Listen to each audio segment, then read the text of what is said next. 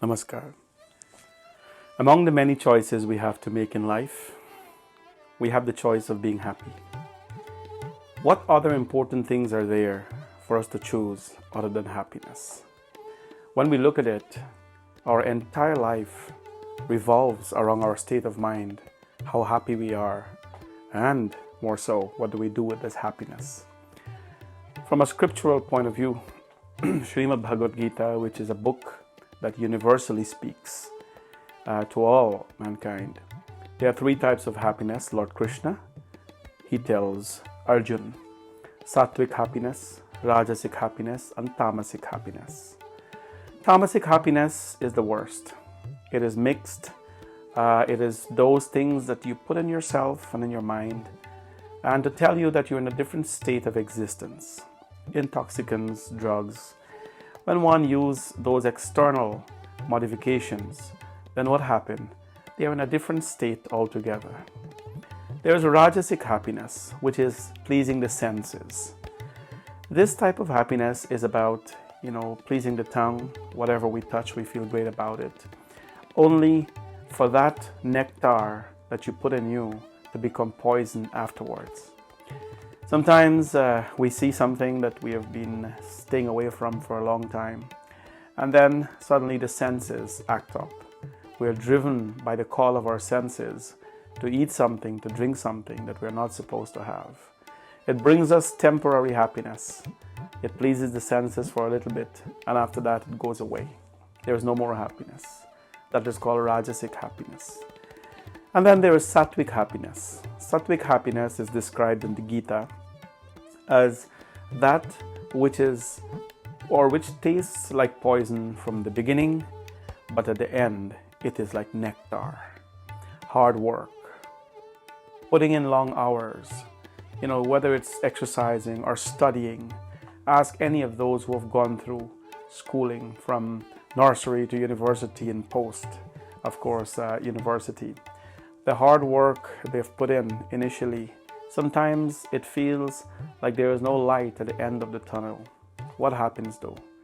That is like poison. Staying up late, working very hard. But at the end of it, you graduate, you get a good job, and you enjoy the beauty of life then. Happiness is, it is many things. It is a state of mind, it is a state of experience. But more so, it's a choice that we have to make.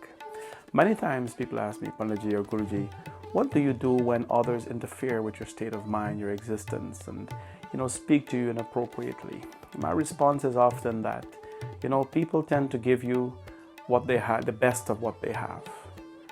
People tend to give you the best of what they have, and if the best of what they have is not so nice things and not so nice words, then what you have to do, you have to refrain from being concerned about what they have to offer to you, and be concerned about building your state of mind in a way that you're going to be happy regardless of what comes in and out of you. You see, my friends, when we depend on others or external forces to be happy, then we're really living a poor life. But when we cultivate that happiness from within, the ability to be content and happy regardless of our surroundings, regardless of what comes in our ears or what we see, that itself is a true state of bliss and happiness. Rajasic happiness and tamasic happiness are enjoyed, they are temporary. And that is why the Lord spoke about them as well in the Gita. Anything that is temporary in life has come to delude us. Anything that is short-lived in life has come to take a piece of us. But anything that is eternal in life has come to elevate us to the different level. Sattvic happiness, that of course which you have to work hard for and enjoy some other time, that lives forever. When you have worked tremendously hard, be it in school, at work, in your community, or even at a relationship level, you've given it so much work, and at the end of it all, you enjoy the bliss. Then that type of happiness will not last for a day, will not last for a week, but will be eternal. Most of all, happiness is a defeat of the divine. Whenever we want to search for this eternal happiness, it cannot be found anywhere else but at the feet of the divine. You see, when we touch that feet of God and whatever form of the Lord you pray to, When we are close to the divine, then what happens? Eternal happiness is given to us. The path that God leads us, the path that the divine leads us, will never be a dull, a dark, or a path of danger.